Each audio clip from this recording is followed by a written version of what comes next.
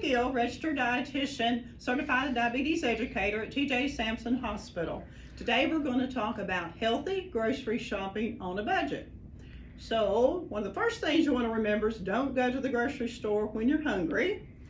Do take a list, be organized, go through the grocery and get your fresh fruits and vegetables, plain frozen meats, fruits and vegetables, lean meat, low-fat dairy, whole grain breads and cereals, and canned fruits or vegetables if you want those. So let's look at some specific foods. But first, remember to shop the grocery ads.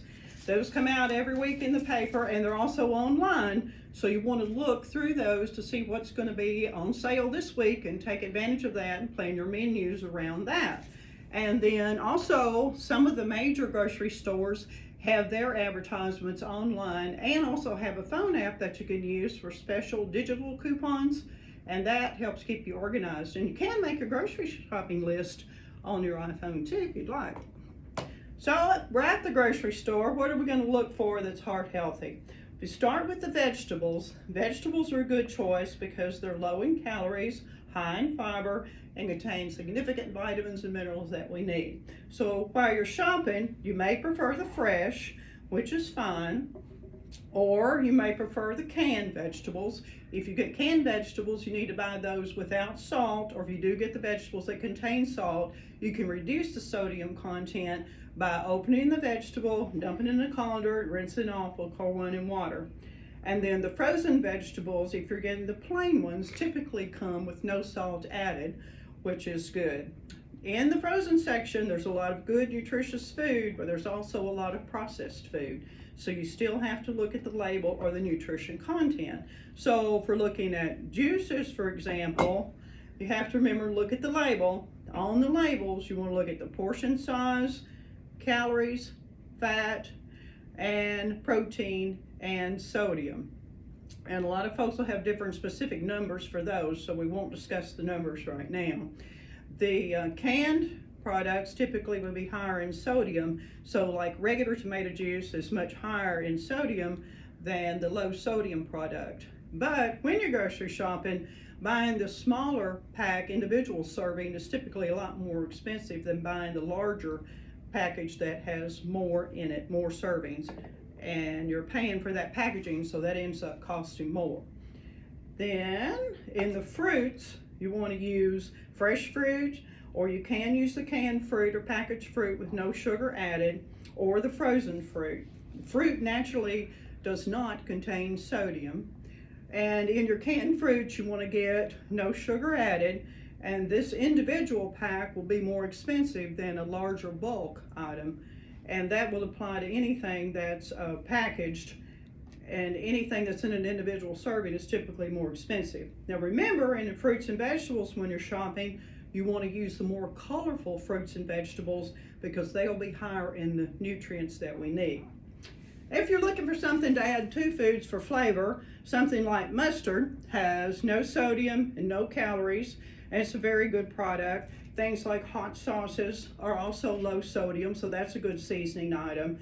And then there are a lot of herbs and spices at the grocery store that you can use as desired. Now this individual pack, of course, is going to be more expensive than the little bulk package. When you use herbs and spices, you want to make sure that you're not getting something that's got salt added to it. So you want to get garlic powder, not garlic salt, for example.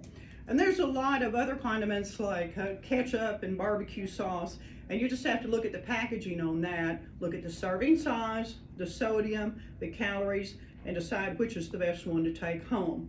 Now the store brands will typically be cheaper too, or more economical than the name brands, and just as nutritious.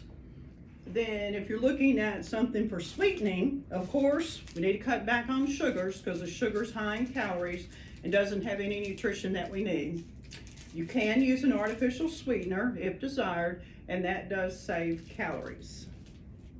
Processed foods are high in sodium. Canned soups, canned stews, the convenience meals, and anything that's packaged ready to go. In fact, probably 75% of the food at the grocery is going to be prepared with extra salt. So you want to look at the label, and the portion size, and when you're looking at sodium in a canned product like this, anything over 200 milligrams of sodium per portion is considered to be high. Now let's have something to drink. Our body would like to have water. And if you're being economical, then water from the tap is a lot more economical than the bottles of water. That's an individual decision though. Good beverages would be tea, decaffeinated, coffee is a good beverage. And you can get a lot of artificially sweetened drinks, and the little large package is typically more economical than the individual servings. And there are even some foods like a hot chocolate drink that's actually low in fat and reasonable in calories if you want something like that on a cold winter day. If you're wanting a cola, you need to get a sugar-free version and preferably without caffeine. And all that information is going to be on the label when you look at that. So, for your proteins in your diet, the American Heart Association recommends fishes, the center-cut pork chop or pork tenderloin, very lean beef, the leanest ground beef that you can get, and the boneless, skinless chicken breast. Eggs are a good source of protein, and the American Heart Association now recommends 1 whole egg a day if desired, and the egg white as desired. And the ground beef is just as nutritious as the most expensive steak that you might buy. So to get your proteins and the nutrients that you need from meat, you don't have to buy the most expensive cuts. The nuts and the seeds are very good sources of protein. Keep it room temperature so you can take them with you out and about. You do want to buy the unsalted, and it'll tell you that typically on the front of the package, or you can flip to the back and see how much sodium's been added to the product. And then nut butters are good choices like peanut butter, soy butter, almond butter, if you like those. In the cheeses, the white cheeses are typically lower in fat, and typically if you buy that product and slice it off yourself, it's more economical than the individual slices that are packed. And cheese too is a high protein food. And then fats for seasoning. You want to use preferably olive oil or canola oil. You can use the non-stick spray coatings to keep foods from sticking when you're cooking. And this particular product is made with canola oil. So a canola oil or an olive oil spray, or the olive oil itself with the extra virgin being the most nutritious, is thought to be the best fat for us now because it's higher in monounsaturated fats. You can get light salad dressing and mayonnaise, and you can get olive oil mayonnaise too, which even though it's still going to contain fat because it's made with a fat, is still a better kind of fat because it's monounsaturated. And we do need some fat in the diet every day for the absorption of fat-soluble vitamins. Now, if you're looking at dressing for salad, the regular dressing is going to be higher in fat. The store brand is going to be a little bit more expensive. So you're going to look and say, oh, let's get the fat-free.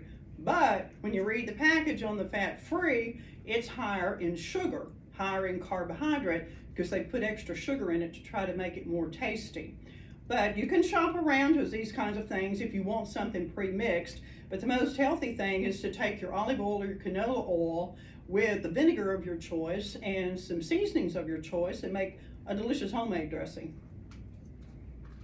And a snack. What might be a good snack? A lot of snacks actually don't have that much nutrition in them, but if that's what you want, then you can look for a chip or a snack that's baked rather than fried, and that'll typically cut out about 10 grams of fat per serving. Then there are a lot of graham cracker and graham cracker-like snacks, and also these could be used for desserts along with a fruit if you wanted to. And these would be low enough in fat and actually contain a little bit of fiber in the graham crackers to make a good little dessert or snack. And remember, the bulk package would be cheaper than the individual pack, but this was easier for me to show you. Then in the dairy products, we still recommend from the American Heart Association the low-fat milk. The skim milk is the lowest with no fat, and then the 1% will only have 1 gram of fat or so, or whatever the label says. So when you're grocery shopping and you look at the label, I might tell you that this is a good food and this is the best choice, but the decision is going to be when you're going through the grocery store. You want to pick the food up, look at the label, and see what's actually in that particular product. Parmesan cheese is a good choice because it has very little fat, very little sodium, almost no calories, but adds a lot of flavor when sprinkled on a variety of foods. And yogurt is a nutritious food. You want to get the light or the low fat, and the lower carbohydrate is available and higher protein depending on which type that you like. Then when you get down to the bread and cereal section of the grocery store, you want to pick up whole grain bread of your choice. Now you can tell what's whole grain because right on the front it's going to say made with whole grains. And then when you look at the small print, the first ingredient is going to be whole wheat flour or whole oat flour, whole rye flour, whatever the particular grain is. It's going to say whole grain. And you can also get whole grain pasta, and the whole grain pasta comes in the different shapes and the different sizes. You can get brown or whole grain rice products, but now the packaged noodles and rice dinners and sides are going to be very high in sodium, so you're going to watch that. If that's still what you want to use, you know, I want to use this because it's more tasty, we'll add some of the plainer product to it to cut down on the amount of sodium that's going to actually be in each serving. Whole grain crackers are available. They contain significant fiber. Then you want to look at your cereal just to make sure that it's whole grain, and then it'll tell you per serving how many calories, carbohydrate, sodium, and whether or not it contains significant protein. And just read the label. The cereal, there's so many to pick from that it takes a little bit of time to decide which one's the best one to take home. And then there are various kinds of the tortilla products, and you can get those in whole grain or spinach or veggie or low carbohydrate, and they're good because they're low in sodium and they're low in fat, and there's a lot of different things you can do with those now to put together different meals. And then the end of our presentation would be those extra foods that we might like because they taste good. And they're typically high in fat, high in calories, and don't have nutrients that we need. So these are kinds of foods that should be used in moderation. When you read the small print, you'll see they're high in fat, they're high in calories, and when you look down at the vitamin mineral section, there's not many there. So chips, for example, instead of the regular, the baked or the lower fat's a better choice. Still not a nutritious food, but it's a better choice. And use these kinds of foods in moderation. And that's the main things we wanted to talk about today. So enjoy your shopping, and remember, let thy food be thy medicine.